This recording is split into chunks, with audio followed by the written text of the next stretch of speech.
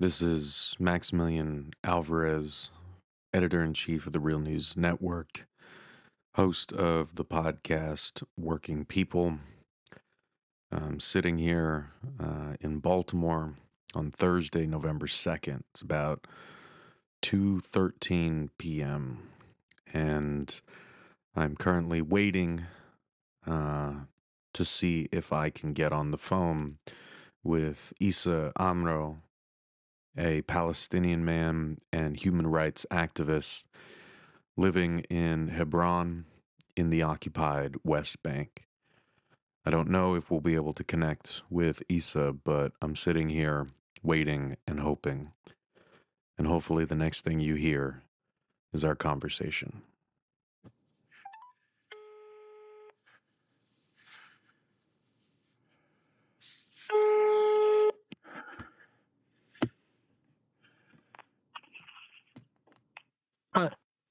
Hi, Issa.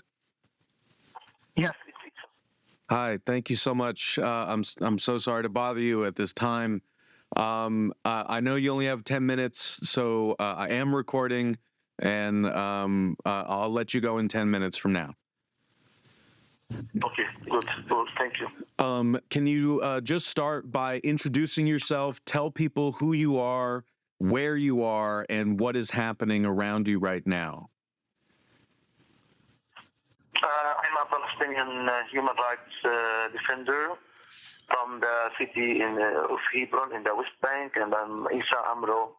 I am an activist organizing non-violence activities since 20 years. Now I'm in my friend's house because the Israeli military evicted me from my house on October 20th, and I was attacked and beaten and tortured on October 7th by Israeli soldiers and Israeli settlers in an army report. You say you were abducted and tortured? Yes.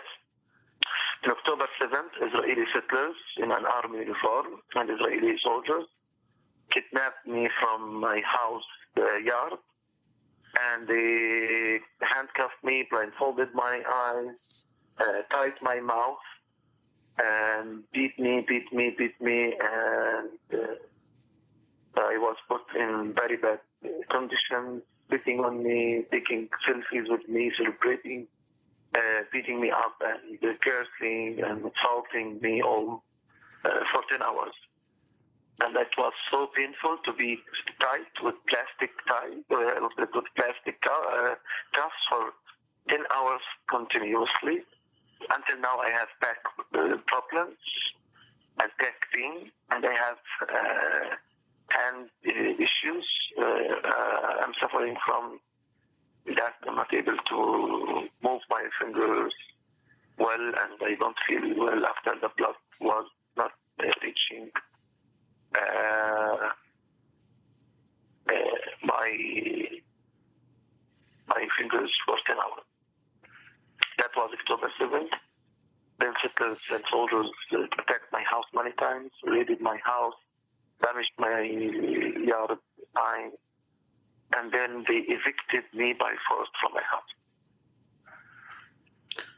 My God, I'm so incredibly sorry this is happening, Issa. I can't imagine how you're feeling right now, and we are sending all of our love and solidarity to you and to everyone over there in Palestine. We're going to do everything we can to stop this. Can you just tell people here in the United States and Canada about what has been going on in the West Bank, what has been going on in Gaza since October 7th, since you were kidnapped? I can say that it's not only me. Many Palestinians were beaten, attacked, killed in the last 4 weeks. Around 130 Palestinians were killed in West Bank by the Israeli military and Israeli settlers in the West Bank. Hundreds of Palestinians being tortured, beaten, and there is a TikTok challenge between Israeli soldiers who beats up Palestinians more. And settlers attacked Palestinian communities, around 20 communities, left their communities. So many families left their houses, their villages. It's a closure, it's a curfew in many places in the West Bank. So it's not normal life these days. Soldiers are everywhere, settlers are everywhere. People are afraid to leave their homes. They don't go to work, they don't go to school, they don't go to universities. People protesting in the street, angry about what's going on in Gaza. So it's not a normal life, or even we don't have the basic of a life in the West Bank now. Can you say more about that?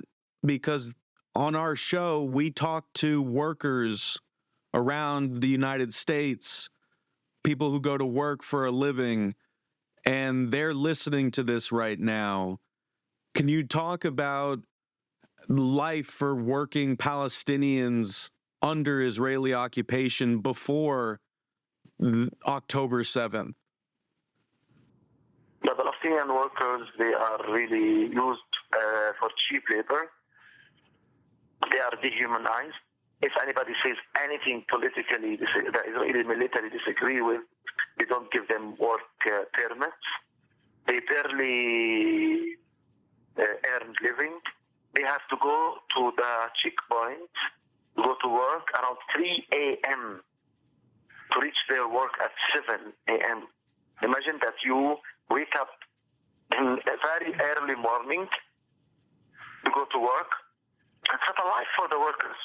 A cheap labor without rights, without dignity, without being able to even confront or challenge the Israeli military or the Israeli apartheid system. Because it's the conditions of the Palestinian workers. The Israeli workers, they have different conditions with welfare, with insurance, with very good salaries. It's the opposite of Palestinian workers. And Issa, I know I only have you for another 2 minutes, so I just wanted to ask if you could talk directly to workers here in the United States.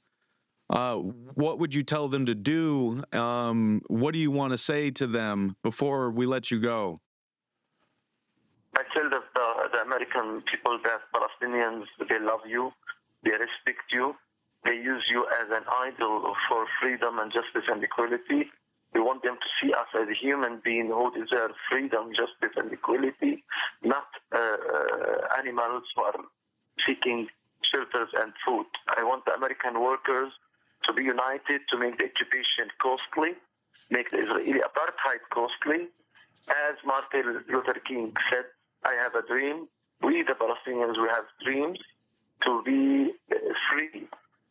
And that will not happen without American support to us as Palestinians, especially the American workers, to pressure the American administration to stop its blind support to Israel.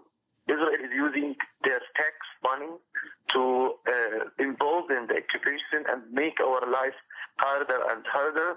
So the American administration is really participating in making our life harder instead of making it easier. So the workers can change that.